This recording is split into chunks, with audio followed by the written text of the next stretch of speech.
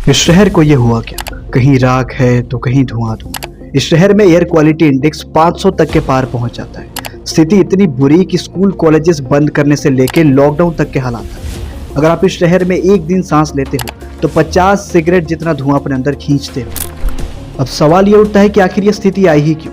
आखिर क्यों दिल्ली दिन पर दिन बदतर होते जा रही है और सरकार इसे सुधारने का दावा करके भी नाकाम हो जा रही है? इस वीडियो को अंत तक देखिए और हम इसमें प्रॉब्लम्स के साथ साथ पॉसिबल सॉल्यूशंस के ऊपर भी बात करेंगे। बुजुर्ग सांस नहीं ले पा रहे हैं, हॉस्पिटल में एडमिट हो रहे हैं। बच्चे सांस नहीं ले पा रहे हैं। छोटे छोटे बच्चों को सांस लेने के लिए स्टेरॉइड्स की जरूरत पड़ रही है, इनहेलर की जरूरत पड़ रही है। इसलिए क्योंकि देश भर में पराली चल रही है। आज आपकी दिल्ली अमेरिका को पीछे छोड़ रही है, लंदन को पीछे छोड़ रही है, सिंगापुर को पीछे छोड़ रही है, न्यूयॉर्क को पीछे छोड़ रही है, वॉशिंगटन बड़े बड़े देशों को पीछे छोड़ती जा रही है आपकी दिल्ली और पोल्यूशन की जब भी बात होती है तो पंजाब की पराली सबसे मेजर रीजन सामने आता है। लेकिन इसके पीछे का कारण क्या है दोस्तों? पराली जलाना किसानों के लिए सबसे आसान और सस्ता तरीका होता है अपनी जमीनों की सफाई करने का, ताकि वो अगली फसल के लिए अपनी जमीनों को तैयार कर सके।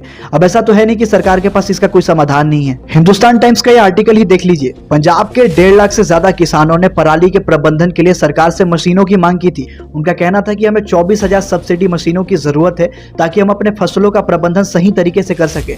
अब सरकार ने इसको कितनी गंभीरता से लिया ये तो आपको दिख ही रहा है। देवेंद्र शर्मा ये लिखते हैं कि एयर पोल्यूशन के लिए पराली जलाने से ज्यादा डीजल और पेट्रोल से चलने वाली एसयूवीज व्हीकल जिम्मेदार है।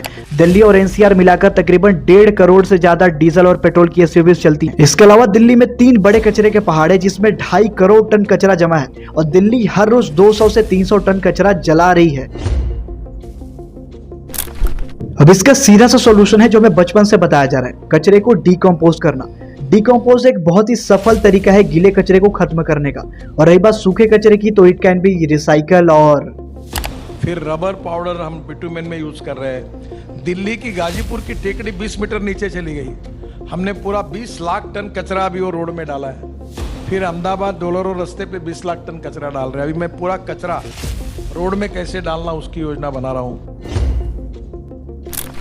अगर दोस्तों मैं आपको एयर पोल्यूशन से होने वाली बीमारियों और मरने वाले लोगों के आंकड़े बताऊं तो आप सुन के हैरान हो जाएंगे। स्टेट ऑफ ग्लोबल एयर 2024 की रिपोर्ट के अनुसार 2021 में वायु प्रदूषण से मरने वाले 21 लाख लोग थे, जिनमें से 1,59,000 तो सिर्फ 5 वर्ष से कम उम्र के बच्चे थे। इस प्रदूषण ने न सिर्फ कई लोगों के घर तबाह किए बल्कि कई मिडिल क्लास फैमिलीज की रोजी रोटी तक छीन ली। लंग कैंसर, सांस लेने में दिक्कत और हार्ट अटैक जैसी बीमारियां हो रही है इस एयर पोल्यूशन से। हो सके तो आप एयर प्यूरिफायर और गैस मास्क का इस्तेमाल करें। अगर ये अफोर्डेबल नहीं है आपके लिए तो आप N95 मास्क का भी इस्तेमाल कर सकते हैं। सुबह और शाम के वक्त अपने खिड़की और दरवाजे बंद रखें क्योंकि इस समय पोल्यूशन लेवल सबसे हाई होता है। आप अपने घर में मनी प्लांट और एलोवेरा जैसे पौधे भी लगा सकते हैं क्योंकि ये बहुत हद तक आपके घर की हवा को शुद्ध रखते हैं। देखिए, मैं क्रिएटर होने के नाते सिर्फ प्रॉब्लम और उनके पॉसिबल सॉल्यूशंस को ही हाईलाइट कर सकता हूँ, लेकिन उन्हें प्रैक्टिकली इंप्लीमेंट करना हमें और हमारी आने वाली जनरेशन के लिए बेहद जरूरी है, जो केवल हम और सिर्फ हम ही कर सकते हैं। अब आप मुझे बताएं कि आपको ये वीडियो कैसी लगी और अगर आप चाहते हैं कि ऐसा अनफिल्टर्ड वीडियोस आते रहें तो सब्सक्राइब करें। जय हिंद।